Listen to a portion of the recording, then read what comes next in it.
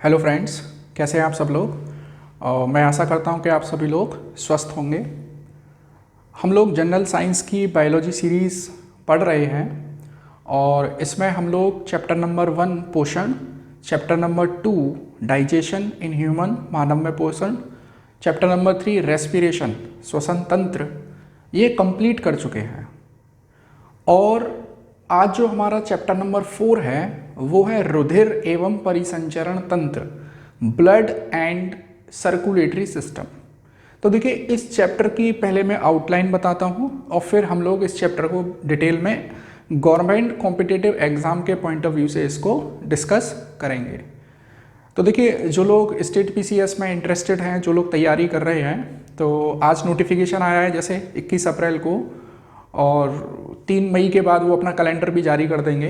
तो देखिए, हम लोग ये सीरीज़ कंटिन्यू रखेंगे ताकि हम लोग प्रीलिम्स एग्ज़ाम से पहले अपनी साइंस सीरीज़ को, जनरल साइंस को कम से कम कंप्लीट कर सकें।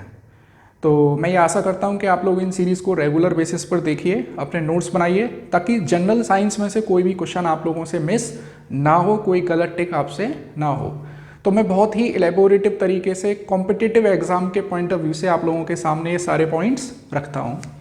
तो देखिए, मैं इस चैप्टर की एक आउटलाइन आप लोगों को बता देता हूँ पहले, कि इस चैप्टर में हम लोग ब्लड के बारे में पढ़ेंगे। टोटल ब्लड क्या है, ब्लड में कौन कौन सी कोशिकाएं हैं, ब्लड में रुधिर का थक्का कैसे जमता है, ब्लड ग्रुप्स क्या क्या हैं।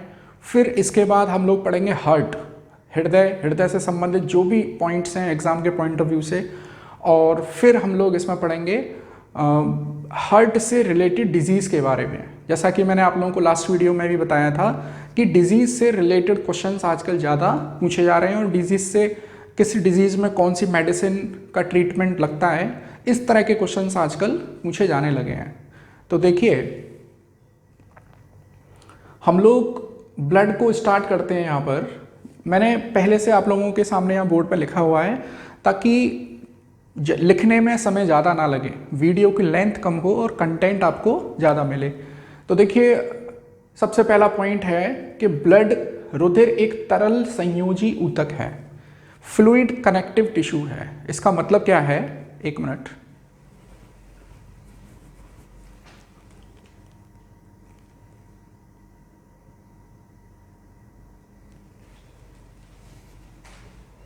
इसका मतलब ये है कि ब्लड लिक्विड फॉर्म में है। फ्लूइड का मतलब होता है बेसिकली जो फ्लो कर सकता है, और कनेक्टिव का मतलब होता है जो चीज़ दो या दो से अधिक चीज़ों को आपस में जोड़ती है, और टिश्यू का मतलब है ग्रुप ऑफ सेल।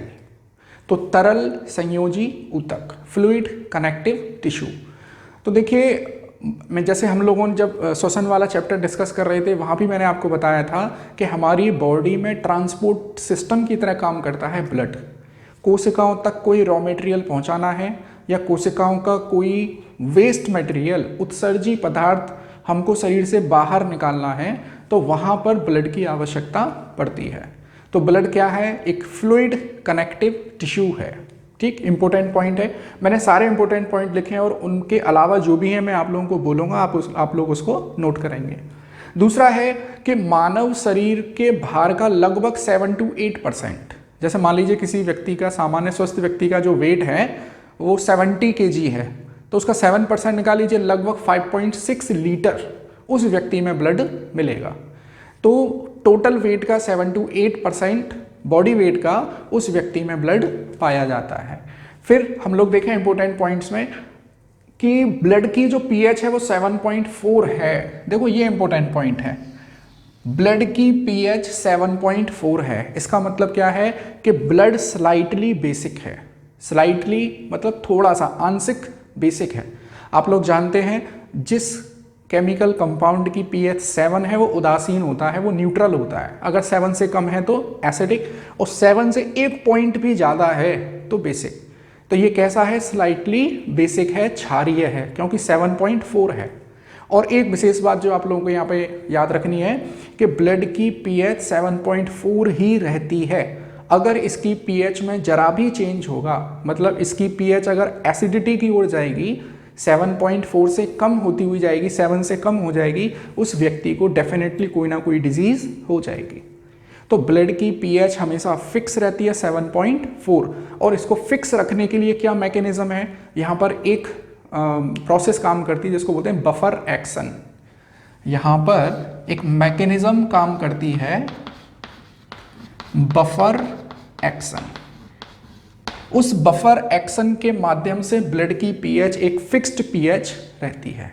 ठीक, फिर हम लोग देखते हैं कि what is the composition of blood. Blood में क्या क्या चीजें हैं, ब्लड में किस प्रकार की कोशिकाएं, ये सब हम लोग इस पॉइंट में पढ़ेंगे। तो देखिए, ब्लड बेसिकली दो कंपोनेंट से मिलकर बना है, one is plasma, other is blood cell.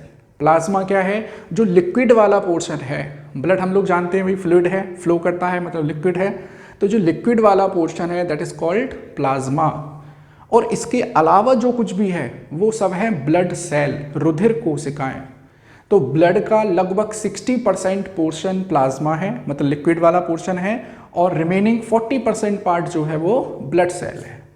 अब हम लोग आते हैं प्लाज्मा पर।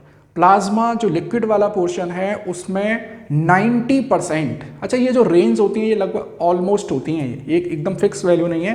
किसी बुक में आपको 90 to 92% मिलेगा, 95% मिलेगा, तो इस पर क्वेश्चन नहीं बनने वाला है कितने परसेंट वाटर कितने परसेंट क्या। एक जनरल आइडिया है कि प्लाज्मा में ऑलमोस्ट 90% वाटर है और 7% प्रोटीन है, और रिमेनिंग 3% में बहुत सारी चीज़ें हैं, अभी हम लोग डिस्कस करेंगे। तो देखिए 90% वाटर है, 7% प्रोटीन है। कौन कौन सी प्रोटीन है, ये प्रोटीन के नाम बहुत इंपॉर्टेंट हैं। तो देखिए मैंने विशेष रूप से 3 जगह छोड़ी है, यहाँ पर 3 प्रोटीन मैं आपको बताऊंगा। उन 3 प्रोटीन में पहला है हेपेरिन, हेपेरिन, दूसरा है प्रोथ्रोम्बिन, प्रोथ्रोम्बिन, और तीसरा है फाइब्रिनोजिन। हिंदी में भी इनके यही नाम है, आप लोग हिंदी में लिख सकते हैं, हेपेरिन, प्रोथ्रोम्बिन और फाइब्रिनोजिन। और भी प्रोटीन है लाइक एल्ब्यूमिन, ग्लोब्यूलिन। मैंने 3 विशेष रूप से लिखवाई हैं क्योंकि इस चैप्टर में आगे आप लोगों को इन तीनों के ही नाम मिलेंगे।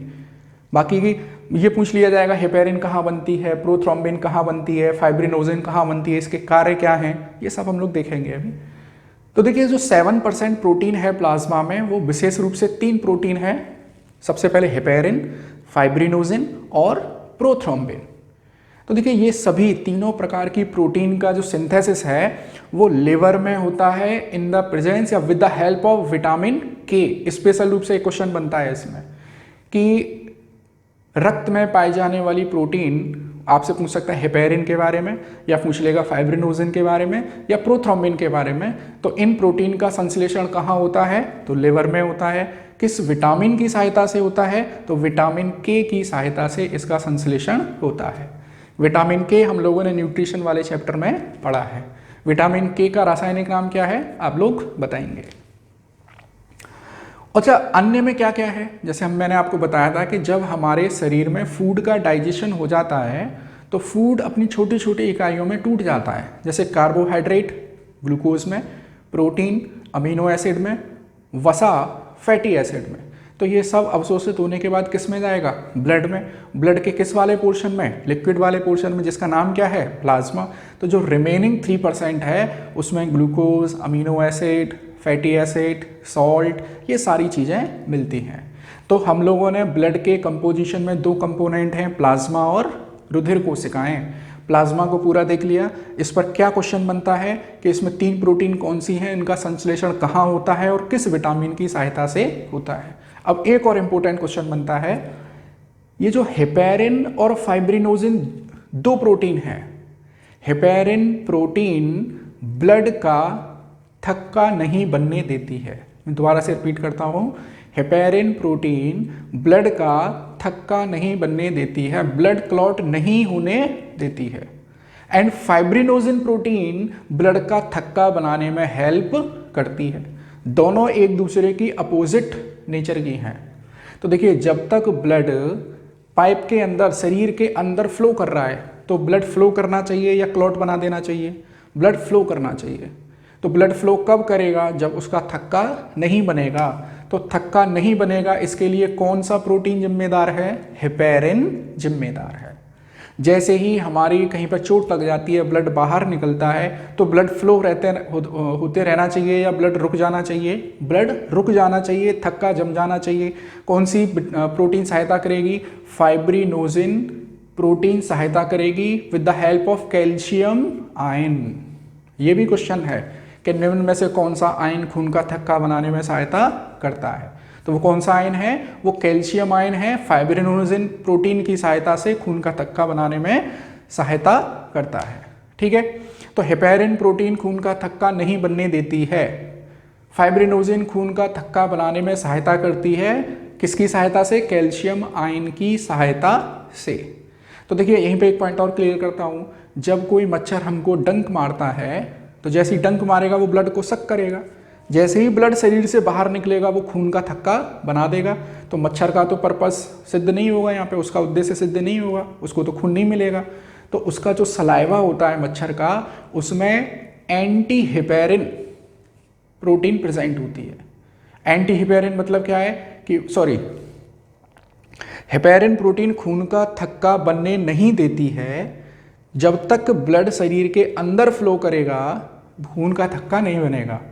मच्छर ने जैसे ही डंक मारा तो वो ब्लड बाहर आएगा, खून का थक्का बनेगा, तो उसके सलाइवा में भी हेपेरिन प्रोटीन पाया जाता है। तो मच्छर के सलाइवा में कौन सा प्रोटीन है? हेपेरिन प्रोटीन है। आई होप आपको ये पॉइंट समझ में आया होगा, नहीं तो आप लोग वीडियो को पॉज करके रिवाइंड करके देख सकते हैं। ठीक है, अब हम लोग देखें इसमें कि प्लाज्मा में से अगर हम लोग फाइब्रिनोजिन वाले पार्ट को निकाल लें, ब्लड के दो पार्ट हैं, प्लाज्मा, ब्लड सेल। अगर ब्लड सेल को अलग कर लिया हमने, हमारे पास क्या आ गया? केवल प्लाज्मा आ गया। इस प्लाज्मा में से भी अगर फाइब्रिनोजिन को अलग कर दिया गया तो जो बचा हुआ पोर्शन है वो क्या है? वो सीरम है। तो ये इंपॉर्टेंट क्वेश्चन है यहाँ पर। अच्छा, इसको और कैसे मॉडिफाई कर सकते हैं? देखो, ब्लड में से ब्लड सेल हटा दी तो क्या बन गया? Plasma. Blood minus blood cell minus fibrinogen बराबर सीरम। ऐसे भी हम इस फॉर्मूले को लिख सकते हैं। अब हम लोग आते हैं ब्लड सेल पे, रुधिराणु पे, जो कि टोटल ब्लड जो है उसके 40% होती हैं। 60% में प्लाज्मा, 40% में ब्लड सेल। ठीक है, अब ये 3 प्रकार की ब्लड सेल हैं, आरबीसी, डब्ल्यूबीसी और रुधिर बिंबाणु, ब्लड प्लेटलेट्स। आरबीसी मतलब रेड ब्लड सेल, लाल रक्त कोशिका, डब्ल्यूबीसी वाइट ब्लड सेल, श्वेत रक्त कोशिका, रुधिर बिंबाणु मतलब ब्लड प्लेटलेट्स।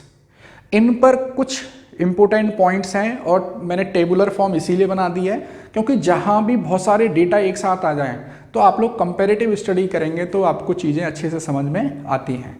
तो अब हम लोग देखेंगे यहाँ पर कि आरबीसी के बारे में क्या इंपॉर्टेंट है, डब्ल्यूबीसी के प्रकार क्या हैं, क्या इंपॉर्टेंट पॉइंट है और क्या क्वेश्चन बन सकता है। देखिए, तो रुधिर कोशिकाएं 3 प्रकार की हैं, आरबीसी, डब्ल्यूबीसी और ब्लड प्लेटलेट्स।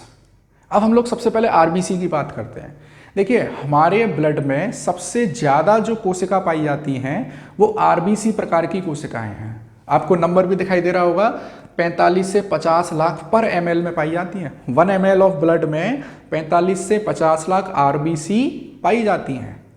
अगर किसी व्यक्ति में इनकी संख्या 45 से 50 लाख पर ml से ज़्यादा हो गई, मतलब आरबीसी की संख्या वहां पर ज़्यादा हो गई, तो उस कंडीशन को कहते हैं पॉलीसाइटोसिस।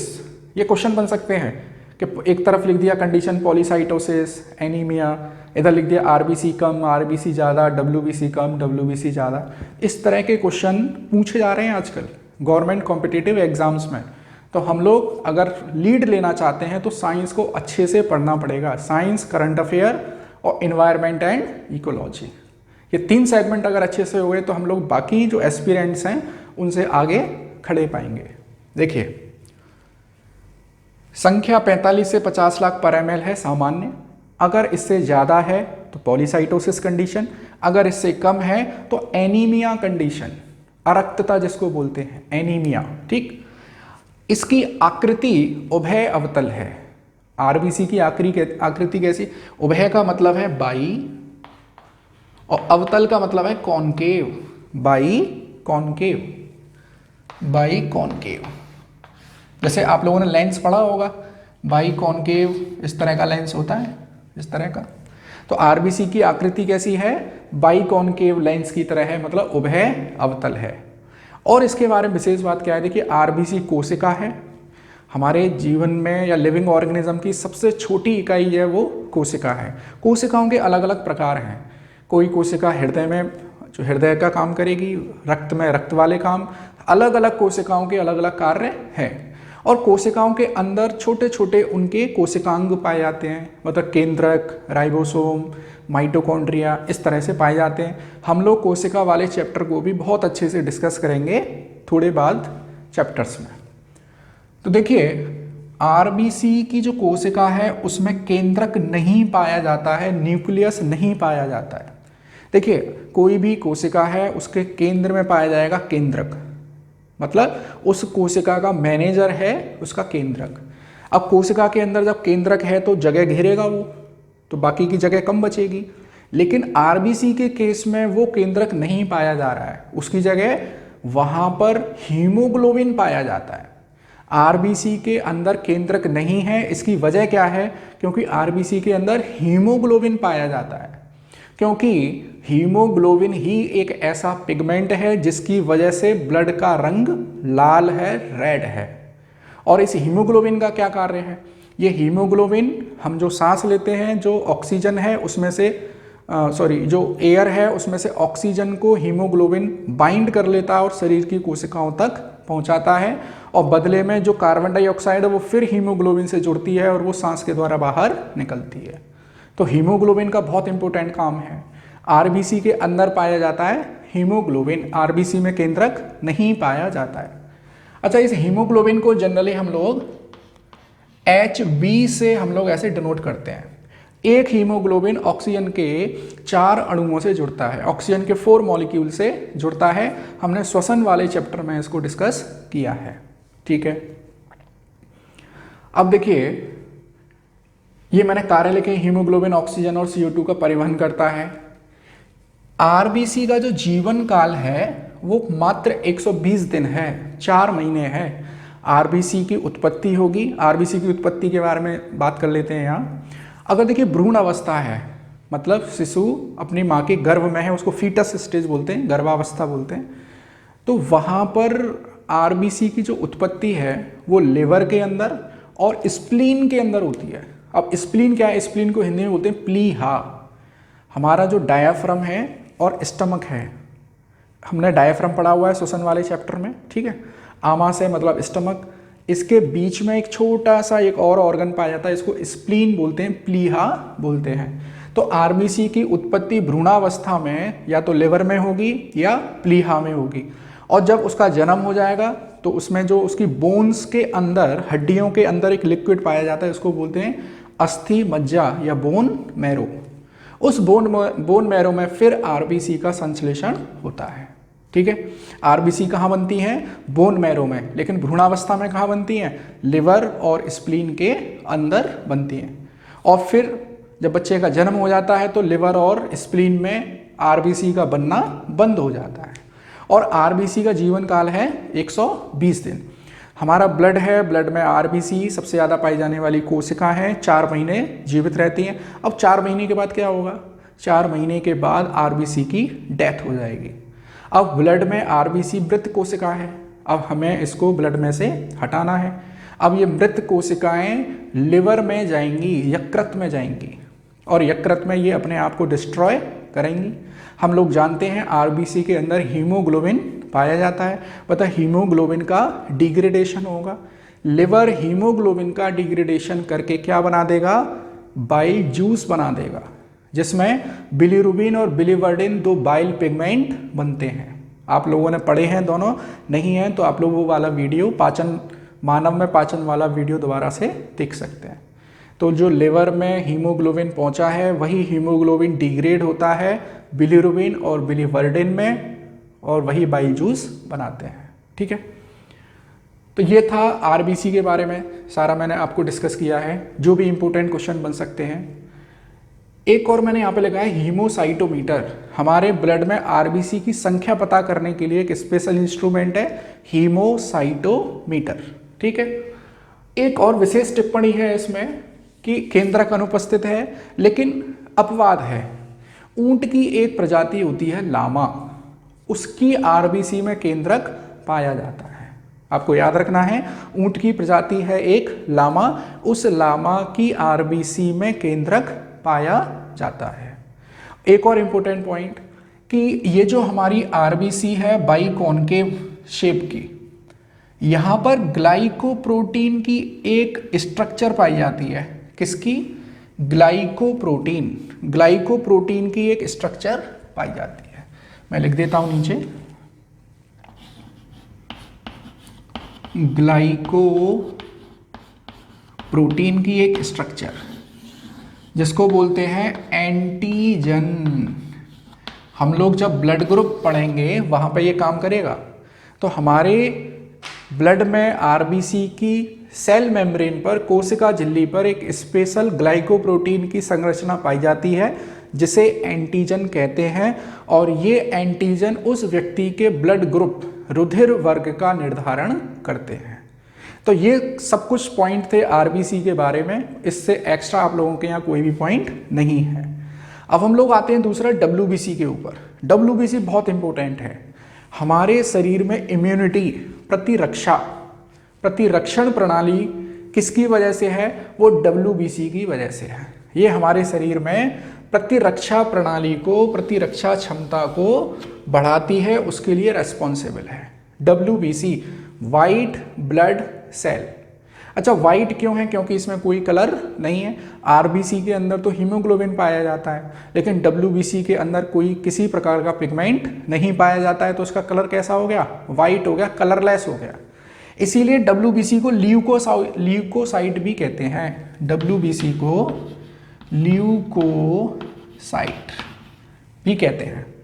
श्वेत वर्णी, इसको बोलते हैं लाल रक्तवर्णी कोशिका, श्वेत वर्णी रक्त कोशिका।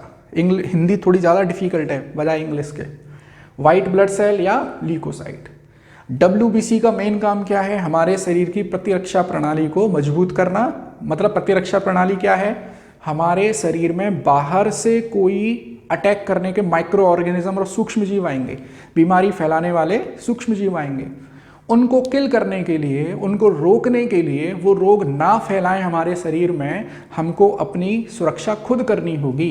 इसीलिए डब्ल्यूबीसी वो काम करती है। जैसे हमारे देश की सीमाओं पे हमने अलग अलग प्रकार की फोर्स लगा रखी है, बीएसएफ है अलग, नेवी है अलग, एयरफोर्स है, उसी प्रकार हमारे शरीर में भी डिफेंस सर्विसेज में अलग अलग डिपार्टमेंट बना दिए हैं।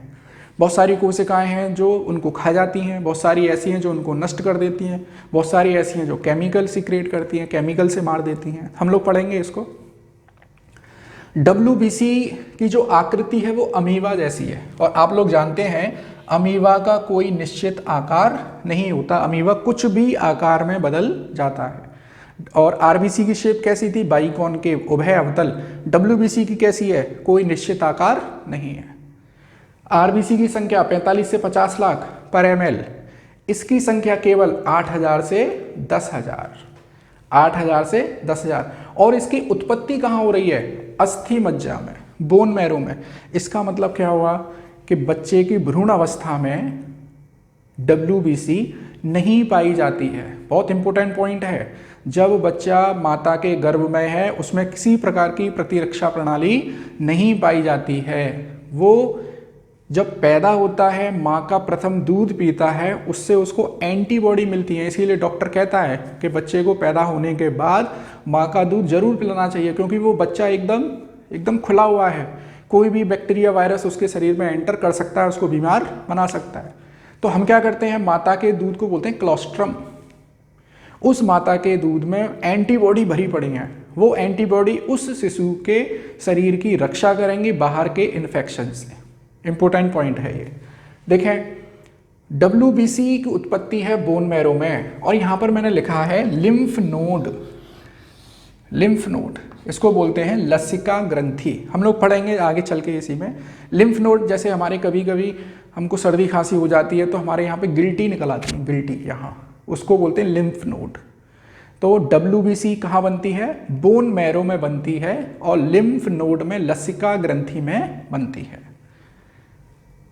केंद्रक उपस्थित है, WBC में केंद्रक उपस्थित नहीं था, WBC में केंद्रक उपस्थित है। इसकी संख्या केवल 8000 से 10,000 है और जीवन काल 10 से 13 दिन है।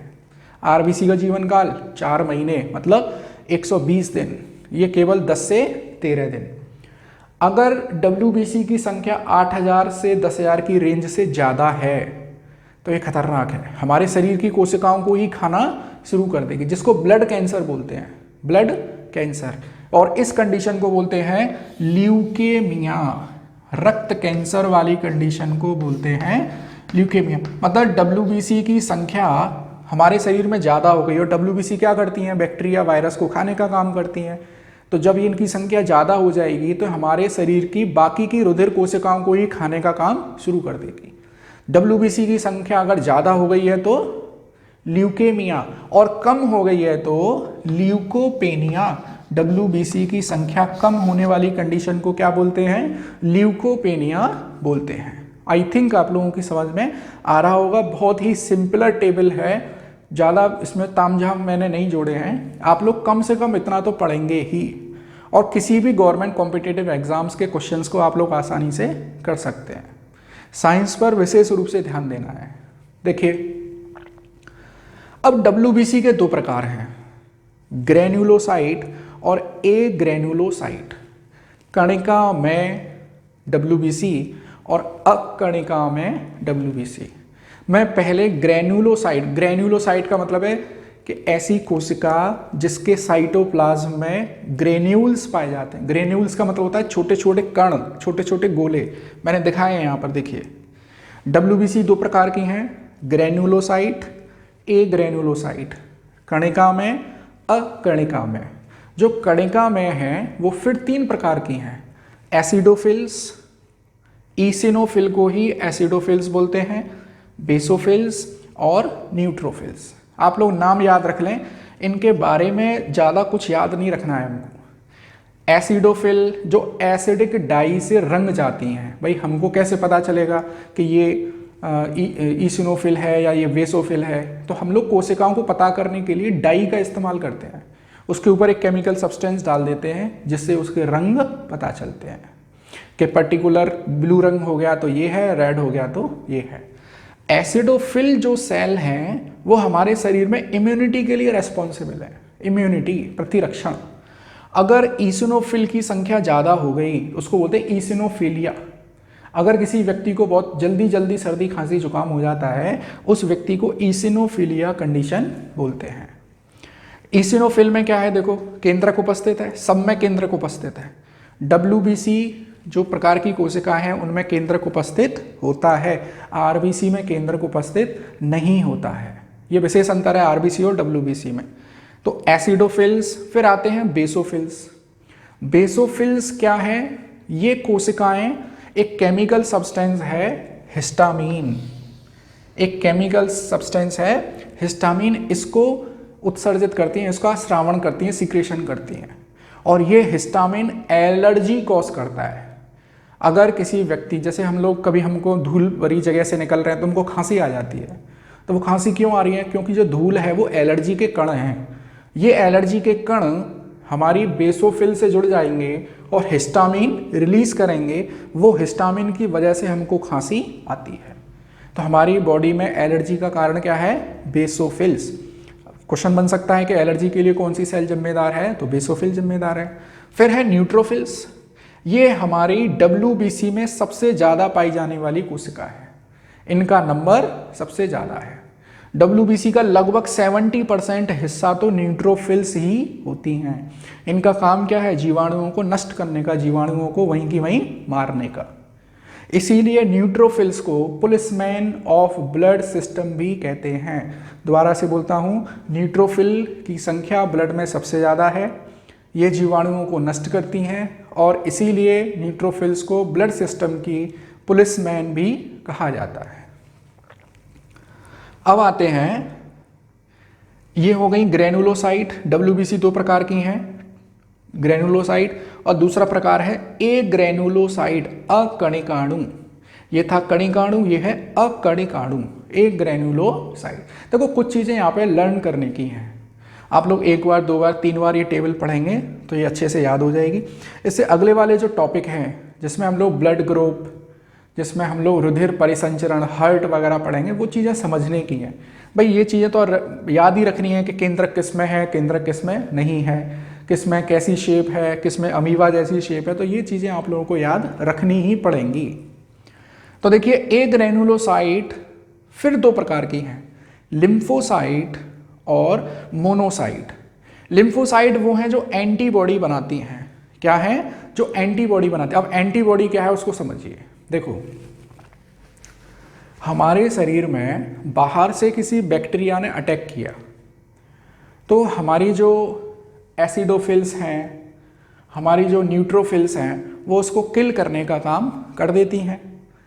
लेकिन कुछ ऐसी सेल हैं जो खुद नहीं मारती हैं, खुद नहीं मारती हैं, खुद ऐसा एक केमिकल बना देती हैं जो केमिकल उस बैक्टीरिया को जाकर मारता है। दोबारा से समझिए, कुछ कोशिकाएं तो खुद जाती हैं, उनको मारती हैं, कुछ कोशिकाएं केमिकल सब्सटेंस बना देती हैं, वो केमिकल सब्सटेंस उनको मारता है। और एक चीज़ समझिए कि ये जो लिम्फोसाइट हैं ये भ्रमण नहीं करती हैं, ये घूमती नहीं है, इनका साइज छोटा सा, एक जगह बैठी रहती हैं। ये एंटीबॉडी बनाती हैं, वो केमिकल सब्सटेंस बना देती हैं जो बैक्टीरिया को मारने का काम करता है। लिम्फोसाइट बैक्टीरिया को मारने के लिए एंटीबॉडी बनाती हैं, लिम्फोसाइट वायरस को मारने के लिए इंटरफेरॉन्स बनाती हैं। बहुत इंपॉर्टेंट पॉइंट है। बैक्टीरिया के खिलाफ क्या बनाती हैं? एंटीबॉडी। वायरस के खिलाफ क्या बनाती हैं? इंटरफेरॉन बनाती हैं। दूसरा है मोनोसाइट। ये जीवाणु भोजी हैं, ये उस जीवाणु को ही खा जाती है और ये आकार में बड़ी है, ये संख्या में सबसे बड़ी है न्यूट्रोफिल्स, ये आकार में सबसे बड़ी है और घाव को भरने का काम भी इसी का है। किसी व्यक्ति को घाव हो गया तो घाव हो गया है तो वहाँ पर इन्फेक्शन कॉज करने वाले जो जीवाणु हैं उनको खाने का काम मोनोसाइट करेगी और जब वो इन्फेक्शन वाले जीवाणु कीटाणु हट जाएंगे तो वो घाव भी जल्दी भर जाएगा। तो मोनोसाइट साइज में सबसे बड़ी है, न्यूट्रोफिल संख्या में सबसे ज़्यादा है। न्यूट्रोफिल को पुलिसमैन कहते हैं, मोनोसाइट आकार बड़ा है और वो जीवाणुओं को खा लेती है। ये इंपॉर्टेंट पॉइंट थे WBC के बारे में, ठीक है। अब देखिए तीसरा है थ्रोम्बोसाइट, या इसको बोलते हैं, हमने लिखा है रुधिर बिंबाणु, ब्लड प्लेटलेट्स। ये खून का थक्का जमाने में सहायता करती है, खून का थक्का बनाने में सहायता करती है। जैसे हमको कभी चोट लगी, खून बहता है लेकिन कुछ सेकंड बाद वो खून बहना बंद हो जाता है। क्या प्रक्रिया है वो है रुधिर का थक्का जमना। रुधिर का थक्का जमने के लिए कौन सी विटामिन जिम्मेदार है? विटामिन के जिम्मेदार है, ठीक है। इनका जीवन काल 7 से 10 दिन, इससे भी कम है और इनकी संख्या है 3 लाख पर ml। 1 ml of blood contains 3 lakh of blood platelets. 1 ml blood में 3 लाख रुधिर बिंबाणु कोशिकाएं पाई जाती हैं, ठीक है। और डेंगू में यही ब्लड प्लेटलेट्स कम हो जाती हैं। जब डेंगू बुखार होता है किसी व्यक्ति को तो यही रुधिर बिंबाणु की कोशिकाओं की संख्या कम हो जाती है। इसका निर्माण अस्थि मज्जा में, बोन मैरो में। WBC का निर्माण भी अस्थि मज्जा में, लेकिन RBC का निर्माण 2 जगह होता है। बोन मैरो में होता है जन्म लेने के बाद और जन्म लेने से पहले किस में होता है? लिवर में और स्प्लीन में। और एक इंपॉर्टेंट पॉइंट, RBC की डेथ भी स्प्लीन में जाके होती है और लिवर में जाके होती है। बहुत इंपॉर्टेंट पॉइंट है। RBC की डेथ कहाँ हो रही है? लिवर में जाके। लिवर, तभी तो वो हीमोग्लोबिन से बाइल जूस बनाता है, बिलिरुबिन और बिलीवर्डेन। सारे पॉइंट इंपॉर्टेंट हैं। और केंद्रक अनुपस्थित है, केंद्रक अनुपस्थित, केंद्रक उपस्थित, केंद्रक अनुपस्थित। ब्लड प्लेटलेट्स कोशिकाओं में केंद्रक अनुपस्थित है। तो देखिए ये ब्लड के कुछ तथ्यात्मक पॉइंट थे, ये आप लोगों को ऐसे ही याद रखने होंगे। कई बार इस टेबल को पढ़ेंगे आप लोग तो आप लोगों को ये चीज़ें याद हो जाएंगी। अब देखिए खून का जो थक्का बनता है उसके लिए कौन सी विटामिन कौन सी प्रोटीन जिम्मेदार है? फाइब्रिनोजिन और प्रोथ्रोम्बिन। इसकी मैकेनिज़्म है, वो मैकेनिज़्म मुझे नहीं लगता कि आप लोगों के लिए इम्पोर्टेंट है और इस पर कोई क्वेश्चन नहीं, क्योंकि ये कोर बायोलॉजी का क्वेश्चन हो जाएगा कि ब्लड क्लॉटिंग या रुधिर का थक्का कैसे बनता है। इम्पोर्टेंट क्वेश्चन ये बन सकता है कौन सी प्रोटीन जिम्मेदार है, प्रोथ्रोम्बिन, फाइब्रिनोजिन, किस आयन की उपस्थिति में, कैल्शियम आयन की उपस्थिति में। एक और पॉइंट छूट गया था मेरे से कि आरबीसी के अंदर जो हीमोग्लोबिन है, ये हीमोग्लोबिन 2 कंपोनेंट से मिलकर बना हुआ है। वो 2 कंपोनेंट क्या है देखिए, वो 2 कंपोनेंट हैं हीम और ग्लोबिन। हीम और ग्लोबिन। हीम का मतलब है लोहा, मतलब आयरन, और ग्लोबिन का मतलब है प्रोटीन जिसकी शेप गोल है। तो ब्लड का जो रेड रंग है वो हीमोग्लोबिन की वजह से है, और हीमोग्लोबिन भी 2 पार्ट से बना है, हीम से। हीम क्या है, आयरन, और आयरन का रंग कैसा है, लाल है। तो हम लोग ये बोल सकते हैं कि खून में लाल रंग के लिए कौन सा आयन जिम्मेदार है, तो आयरन जिम्मेदार है। आयरन को हम लोग लिखते हैं यहाँ पर Fe+2, फेरस आयन या आयरन आयन, ऐसे लिख सकते हैं। तो देखिए दोस्तों, ये था ब्लड के बारे में जो भी तथ्यात्मक पॉइंट थे मैंने यहाँ पर लिखे हैं। अगला जो वीडियो होगा हमारा, उसमें हम लोग रुधिर वर्ग मतलब ब्लड ग्रुप्स कैसे डिसाइड करते हैं, माता पिता से उनके बच्चों में कैसे ब्लड ग्रुप डिसाइड होते हैं, और एक इम्पोर्टेंट बीमारी है जिसको बोलते हैं इरिथ्रोब्लास्टोसिस फीटेलिस। इम्पोर्टेंट है, ये क्वेश्चन बना है, पीसीएस प्रीलिम्स में आया था ये क्वेश्चन इस तरह के।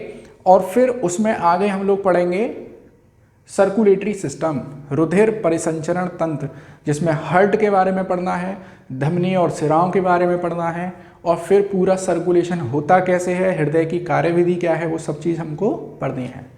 तो इस वीडियो में इतना ही है। आई होप आप लोग ये वीडियो अच्छे से नोट्स बना रहे होंगे, और आप लोग किसी भी एग्ज़ाम की तैयारी करें। देखिए, साइंस किसी एग्ज़ाम के पॉइंट ऑफ व्यू से नहीं पढ़ी जाती है कि अभी लेखपाल का है तो हम लोग कम साइंस पढ़ेंगे, एसएससी का है तो ज़्यादा पढ़ लेंगे, रेलवे का है तो ज़्यादा पढ़ लेंगे। साइंस एक जनरल पॉइंट है, हमें अपने आसपास क्या हो रहा है उसके साइंस के प्रिंसिपल्स जानना जरूरी है, और ऐसे पढ़िए साइंस को कि अपने जीवन में उसको अप्लाई कर सकें हम लोग, उससे संबंधित सारी सूचनाएं इकट्ठी कर सकें और उसके बारे में कुछ जान भी सकें। अब जैसे आजकल कोरोना है तो इसके बारे में सूचनाएं इकट्ठी करिए। जब हम लोग वायरस वगैरह पढ़ेंगे वहाँ पे मैं उसको बहुत डिटेल में पढ़ाऊँगा। तो इस वीडियो में इतना ही है। Thank you.